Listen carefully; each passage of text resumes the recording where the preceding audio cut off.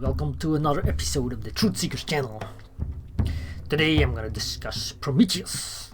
Who is or was Prometheus? I will start with Wikipedia. Prometheus in Greek mythology is possibly meaning forethought, is a titan god of fire. Prometheus is a culture hero and trickster who is credited with the creation of humanity from clay, and who defies the gods by stealing fire and giving it to humanity as civilization. Prometheus is known for his intelligence and for being a champion of humankind, and is also seen as the author of the human arts and sciences generally. He is sometimes presented as the father of Deucalion, the hero of the flood story. I'm going to read the story of Prometheus from Gods and Heroes, translated by George P. Upton. You can find it on gutenberg.org. Okay, Prometheus. Chapter 1. Prometheus. Zeus, Jupiter, the mighty divinity, overcame the Titans and became the master of the heavens and the earth. But notwithstanding his hard struggle, he would not have been victor had not Prometheus, the Titan, aided him.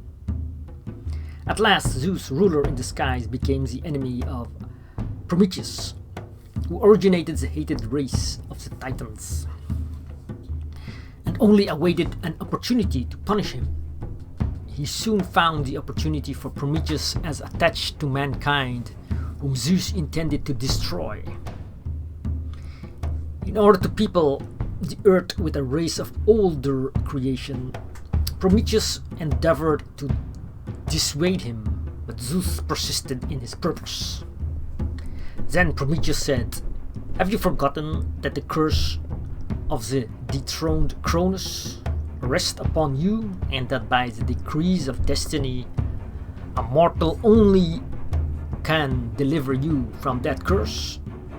When Zeus heard this, he decided to spare the race of mortals. They were leading a wretched life and were unconscious of the spiritual or intellectual gifts conferred upon them by their creator. They knew not how to fell the trees and build houses to protect them against wind, rain, and the heat of the sun.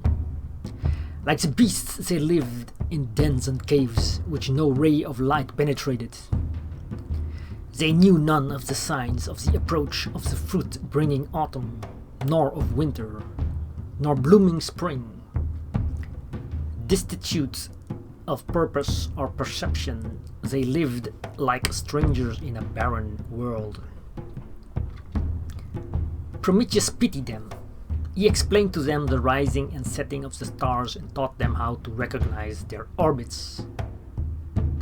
He computed for them their numbers, a marvelous feat, gave them the power of recollection and the gift of writing, that highest of the sciences. He made the ox a useful servant to the race by placing the yoke upon it and harnessing it to the cart. He bridled the wild horse and showed them how to use it for riding and drawing the wagon.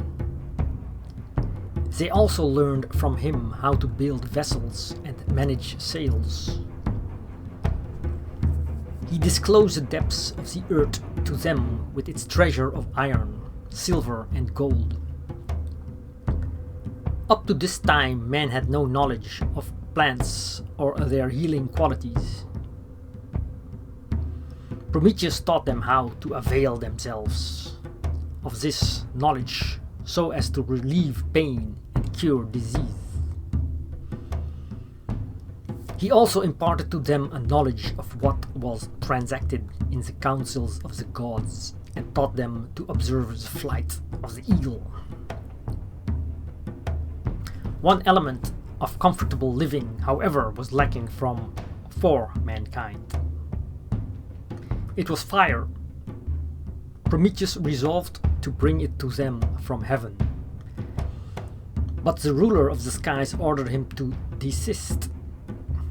Watching his opportunity, Prometheus soared aloft, approached the chariot of the sun, and struck a rod which he carried in his hand in its blazing wheels. Then, descending like a falling star, he brought to men the blessing of the fire. Hermes, Mercury, the swift messenger of the gods, saw this and at once brought the news to the god-father, Zeus. The all-powerful one wrathfully directed Hermes, "Up, hasten to Hephaestus, Vulcan, and say that the ruler of the gods needs his service." Vulcan, god of fire, was also god of all the artificers who are engaged with fire. He was honored as the discoverer of all the implements of the chase, the house, the field, and war, and was also famous as the builder of the gold-gleaming dwellings of the gods. So great was his skill that he constructed bellows which could make the flame stronger or weaker as he wished. He constructed bellows, as well as sumptuous couches which, at a sign from him, were placed in the assemblies of the gods for their use. When Hephaestus appeared before the ruler of the skies, he was requested to make a maiden of gold. He set about the work at once, and when Apollo the next morning mounted his flaming chariot to shed the heavenly lights both upon gods and men, a splendid image was finished which in appearance, speed, and movement resembled a beautiful mortal. Zeus then ordered the other deities to adorn the maiden, who was called Pandora. Most sumptuously, the celestial ones came at once bearing gifts. From Athene, Minerva, she received a girdle. The Horai, Hours, crowned her with flowers, and the Graces adorned her with exquisite rings and bracelets. Mercury brought her a pernicious gift, that of flattery and unfaithfulness, which was to bring misfortune to men. Thus, fitted out with deluding charms and seductive graces, Pandora was conducted to earth by the beautiful winged messenger. From Zeus she had received a golden box, which contained a multitude of evils dangerous to men and from which they had suffered before Prometheus relieved them. Pandora offered it to him as a gift from Zeus. The watchful son of Titan, however, rejected the gift of the god. Thereupon Pandora offered it to Epimetheus, a brother of Prometheus. He was deluded, forgot his brother's warning, and married the fascinating Pandora. The false one immediately opened the golden box, and the multitude of evils from which Prometheus had saved mortals spread themselves abroad once more, and men found themselves again plunged into the very miseries from which they had been saved by the son of the Titan. Thus it happened that the seductive charm of woman brought misery to mortals.